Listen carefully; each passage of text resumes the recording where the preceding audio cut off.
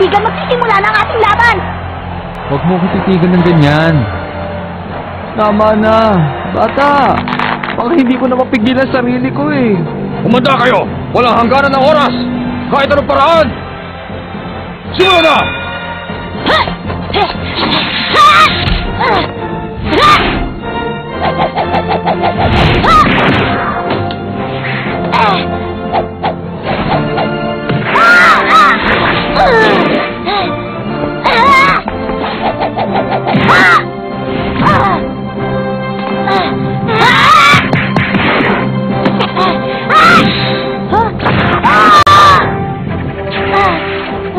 Tinamaan siya! Isang putos kay Hisoka! Susubukan ko!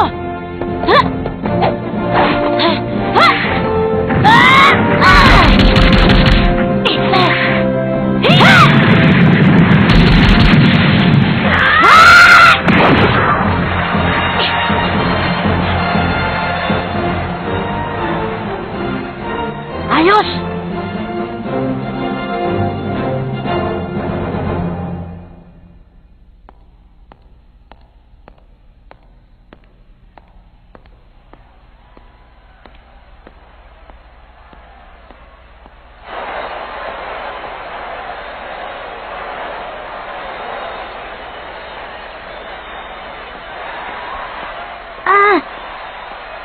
Ginong Killua, ang galing na ginawa na Ginoong Gon. Lamang na sa kay Hisoka. Oo. Pero ang ganong klase ng pag-atake, isang beses na makakalusot. Siguradong hindi na mauulit pa. Tamang sinabi mo. Ngayon, tiyak magsisimula na ang tunay na laban.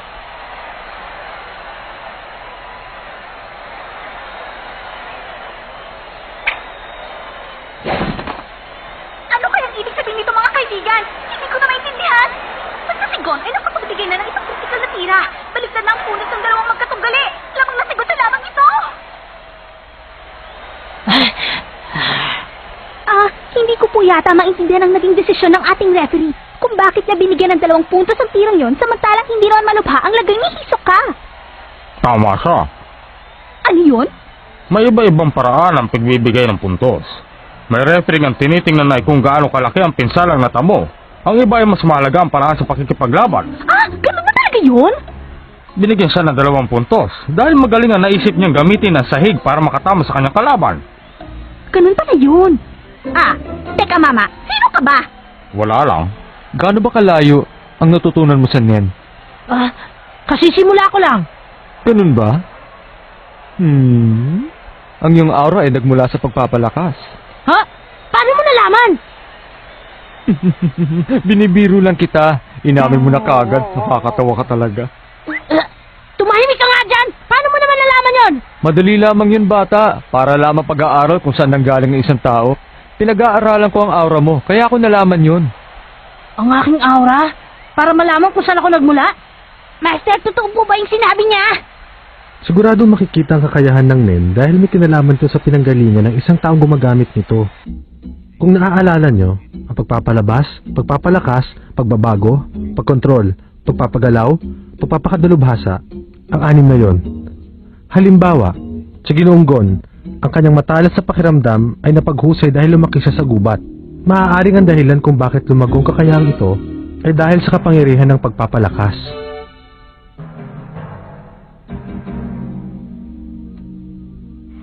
Sa madaling salita, masasabi ko ang iyong kakayahan ay isang diretsong pag-iisip. Tama siya. Totoo yun. Nagmula naman ako sa pagbabago. Ang 10 sinungaling. Totoo yun. Totoo yun. Totoo yun. Ano naman kaya ang katangian kung ikaw ay nagmula sa pagkontrol? Kaya atang bagay na bagay tayong dalawa. Magkaiba ang katangian pinagmulan ng ating mga lakas. Kaya lagi tayo nagkakasundo at naging malapit sa isa't isa. Pero mag-iingat ka ha, dahil delikado ang mangyayari sa atin. Alam mo naman na ako ay isang sumpungin at sinungaling. Ang magandang usapan ay maaaring magwakas sa isang madugo at nakakakilabot na katapusan.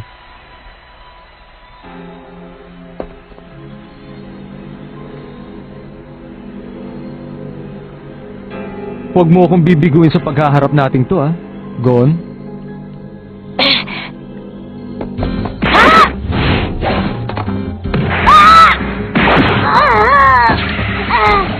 Ha?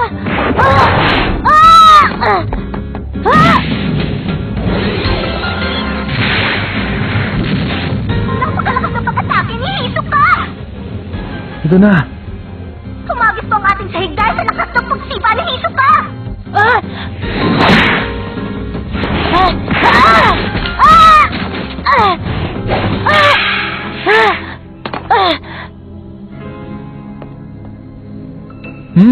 Mabilis ka rin.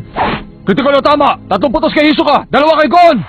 Napakabilis ng pangyayari! Seryoso na po yata si Hisoka! Sa sunod-sunod na ginawa niya pag-atake ay parang hindi ko na yata napansin kung kailan tinamaan si Gon! Biglang nag-iba ang ihip ng hangin dito sa loob ng Koliseo! Natutuwa ako sa labang ito. Masyadong malakas ang kapangyarihan ng iyong Ren. Sa dami ng tamang tinamo niya, hiningal lang siya ng konti. O bakit? Ba't ayaw mo umatake? Ayoko nga! Nag-iisip pa ako!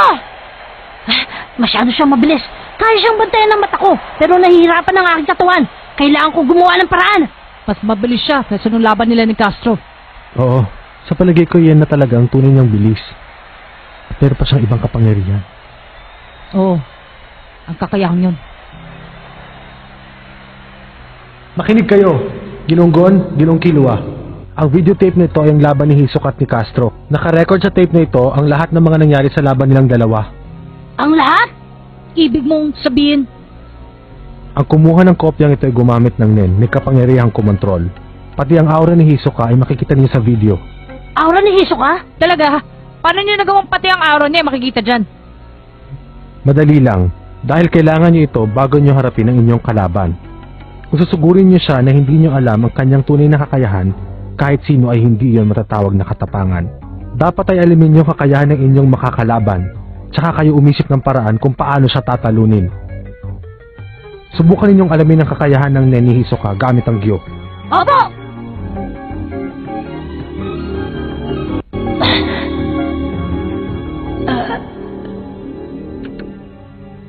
Nakita niyo?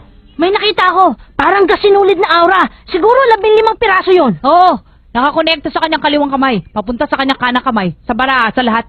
Tama kayo. Paano niya kaya ginawa yun? Minsan ay napapalaki niya. Minsan din naman ay masyadong maliit. Oo nga. Nagdidikit-dikit kaya sila parang mga magnet? O kaya parang silang madidikit ng goma? Paano kaya yun? Siguro meron siyang kakayahan na magpagbago ang kanyang aura, na parang isang uri ng goma at maaaring idikit kahit saan man niya gustuhin. Kaya pala. Parang nahirapan siyang paggalawin ang kanyang mga kamay. Tinamaan kaagad siya ng suntok sa mukha. Pero bakit hindi kaagad naisip ni Ginoong Castro na hindi pala makagalaw ang kanyang mga kamay? Nangyari sa kanya yon dahil sa paraan ng kanyang pakikipaglaban. Ginoong Killua, anong paraan ang ginamit ni Castro? Ang doble, hindi ba? Tama ka, hindi yun halusinasyon. Ang tawag sa paraan na ginamit niya ay doble. Ganon din ang paraan na ginamit niya nung silipin ko sa kanyang kwarto. Kung pag-aaralan mo ang kanyang Tiger Gnashing Punch, iyon ay nagmula sa pagpapalakas, pero ang pinili niyang paraan ay yung makakagawa ng doble. Ibang estilo ang ginawa niya. Ginamitan niya rin ito ng paraan ng pagkontrol para maisagawa lamang ang kanyang pinaplano kay Hisoka. Kaya lamang, maraming estilong hindi nito nakasundo, kaya naubos ng lahat ng enerhiya sa loob ng kanyang katawan. Si Hisoka naman ay ginamit ng In para maitagong lakas ng kanyang aura kay Castro. Pero sa mga taong katulad ni Castro, madali lang yung malamang gamit ang Gyo. Kaya lamang napigilan siya ni Hisoka. Naiwasan ni Hisoka ang ginawa ni Castro gamit ang kanyang mahika. Pinaniwala niya rin ang karamihan na hindi pa siya seryoso sa laban para magamit ang kapangyarihan ng kanyang In. At para maitago ang iniipong lakas sa loob ng kanyang katawan. Hindi nagtagal ay gumamit na rin ng aksyon si Hisoka. Ang naging resulta, pumanaw si Castro katulad ng ibang mga manlalaro. Isa siyang henyo. Ang kanyang Nen ay nagagawa niyang baguhin sa isang saglit kahit hindi siya naiisa ng kanyang katunggali. Kung makikipaglaban siya ay parang isang baliw. O ano, gusto niyo ituloy ang panonood? Opo, ituloy na natin! Basta, ang dapat ko lang gawin ay hindi magpahuli sa kanya bago niya magamit ang kanyang aura. Kailangan ko muna siya maunahan. Ano? Buong araw ko na lang ba mag-iisip dyan? Napapagod na ako sa kahihintay dito eh. Sige ka, pag hindi ka lumapit, mapipilitan na akong gumamit ng puwersa. Ha? Ang Gyogon! Ha? Huli na ang lahat, bata. Hindi maaari! Ano? Alam mo na ba kung anong susunod na mangyayari? O kailangan ko pang sabihin? Ngayon ay siguradong hindi ka na makakatakas sa akin.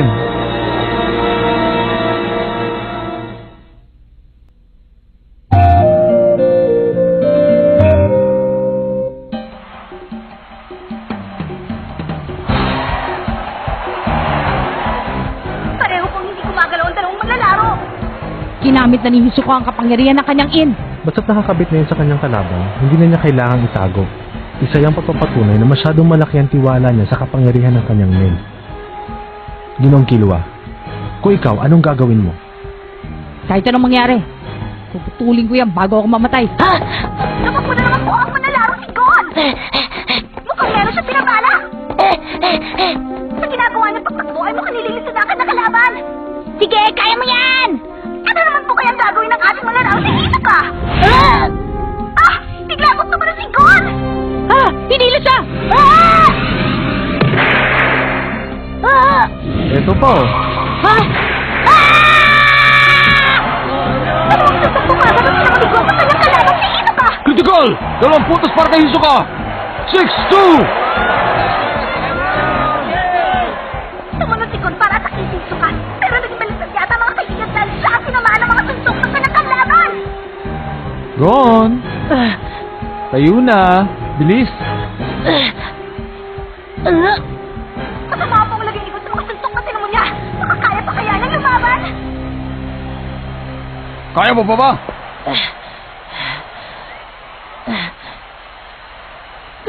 Kaya ko pa! Ipagpapatuloy pa ni Gon ang kanilang laban! Sige, Gon! Kaya mo yan! Ang maglalarong si Gon na kaya ang magpapatigil sa walang hanggang tagumpay ni Hisoka? Mukhang humihiling ng milagro ang mga puot na sumisigil sa loob ng Koliseo! Meron tuloy ako naaalala dito eh. Nung huling bahagi ng pagsusulit, halos lahat ng taong nanonood sa laban mo ay sumuporta na sa'yo. Nakikita mo to, hindi ba? Ang tawag dito ay bungee rubber. Umiiksi at humahaba. Ano mang mangyari sa kanya ay depende rin sa akin. Ha? Kita mo? Hindi kanya nahila ngayon. Kaya sa akin pa rin magagaling ang desisyon. Kahit anong gawin mo, hindi ka na makakatakas sa bungee rubber na nasa kamay ko. Anong nangyayari? Tumigil si Hisoka sa pag-atake at parang meron siyang ipinapaliwanag kay Gon. Ano naman kayang pinag-uusapan ng dalawang manlalaro? Sa totoo lang, nagkaroon siya noon ng trauma sa chewing gum. Ano? Noong bata pa si Hisoka ay mahilig siyang umuya ng bubble gum na ang pangalan ay Bungie. Talaga? Bakit naman siya nagkaroon ng trauma doon? Sa una ay masarap ang lasa ng bubble gum. Pero habang tumatagal ay tumatabang na rin ang lasa nito. Pero mahirap lamang ang pamilya ni Hisoka, kaya palaging wala laman ang kanyang bulsa. Kaya hindi rin siya nakakabili ng Bungie gum araw-araw. Mula noon ay wala nang lasa ang binibili niyang bubble gum. Bakit nawala? Ano yun? Bakit? Humihingi po ako ng tawad sa lahat ng aming tagapakinig dahil may istorbo dito. Ngayon, balikan na po natin ang dalawang manlalaro! May tatanong ako sa'yo ah. Kung masasagot mo, pwede mo akong sugurin. Hindi ako iilag. Talaga? Makinig ka mabuti sa tanong ko. Kailan ko dinikit yung bungee gum sa leeg mo? Una, nung siniko kita? Pangalawa, nung bang sumadsad ka? Pangatlo, nung critical na tama? O ano, alin sa tatlo? Kailan? Kailan kaya yun? Pangatlo! Nung tinamaan mo ako sa dibdib! Boo! Ha? Ang sagot ay pang-apat. Habang nag-iisip ka kung anong pagsugod ang gagawin mo para manalo sa labang to. Mandaraya! Sabi ko naman sa'yo, ako'y sumpunging sinungaling, hindi ba? Dapat pala ginamit ko na agad ang Diyos sa kanya! Masyado ka kasi mabagal eh. Kung naisip mo ba naman gamitin agad ang kapangyarihan ng iyong Diyo, di naiwasan mo sana ang aura ko. Pero hindi pa rin uubra sa akin yon. Ha? Basta ginusto ko, sigurado mangyayari. Dahil ginagamit ko lang ang aking aura sa kalaban kapag hindi niya kayang sanggahin. Kadalasan, idinidikit ko yun pagkatapos ko siyang tamaan. Kaya wala na akong pakialam kung makikita mo to o hindi. Tama siya! Kung hindi ko maiiwasan ang kanyang atake, kahit makita ko pa ang kanyang aura gamit ang Diyo, ay baliwala rin! Kahit anong pagsangga ang gawin mo, madidikit na sa'yo yan. Mandaraya ka talaga, Hisoka. Kahit sa ang angulo mo talaga tingnan, ay dihado si Ginoong Gon. Pero sa ganitong pagkakataon, makikita ko kung paano siya mag-isip at kung paanong paraan ang gagawin niya. Ito na ang oras ng pagsubok. Ay, nako. Kailangan ko nang tumigil sa kadadaldal at ituloy na ang laban.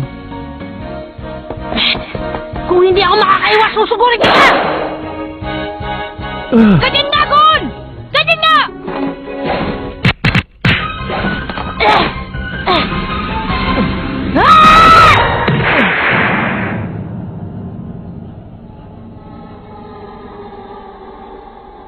Natatakot ako, pero kung tatakasan kita, kahit sino ay hindi ko na makakayang labanan sa buong buhay ko!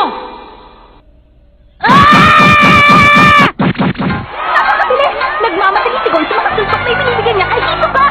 Walang magawa ang malahalimaw na si Hisoka!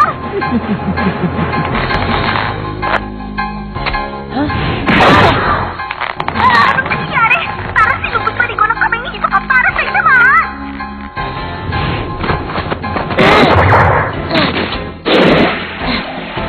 Ayos! Sa wakas nasangga ko rin ang isang yun! Sasanay na rin ako sa ginagawa niyang paghila! Makakalaban ako! Makakalaban ako! Parang critical! 2 puntos kay Gon at kay Hisoka! Ha? Nakatayo ako kagad! Nasangga ko rin yun sa tira niya! Ang puntos na po natin ngayon ay 9 laban sa 4. 1 puntos na lang ang kailangan ni Hisoka para manalo. Pero sa simula pa lamang ng ating laban ay napansin ko ng ayaw ng ating referee kay Gon.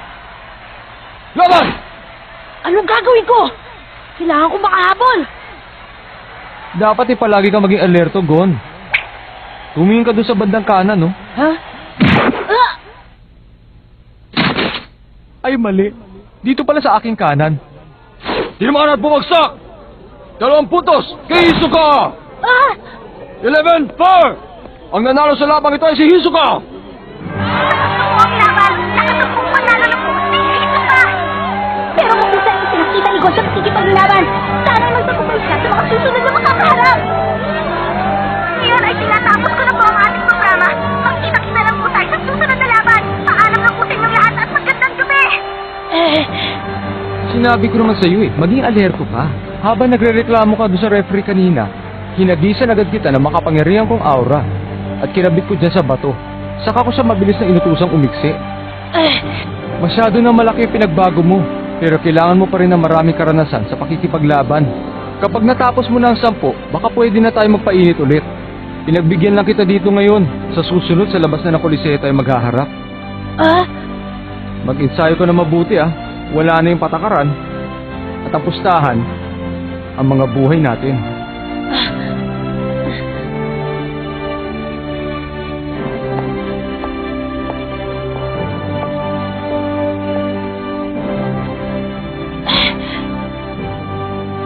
Masyado malayo, pero hindi imposibleng maabot.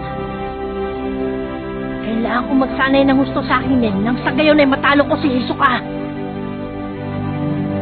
Kaya ko yun.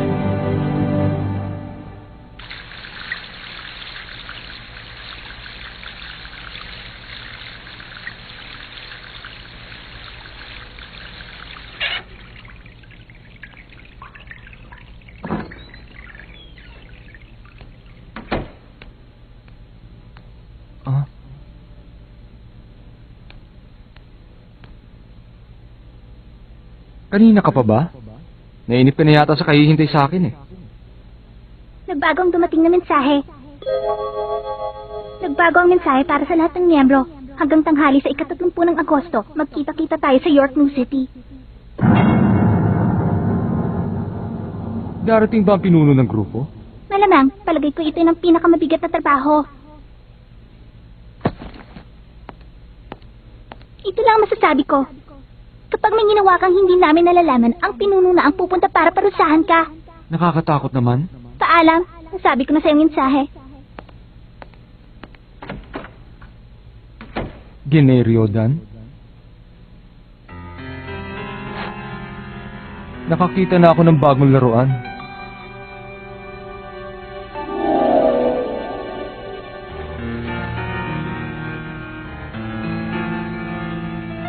Sisimulan ko na kaya ang habulan?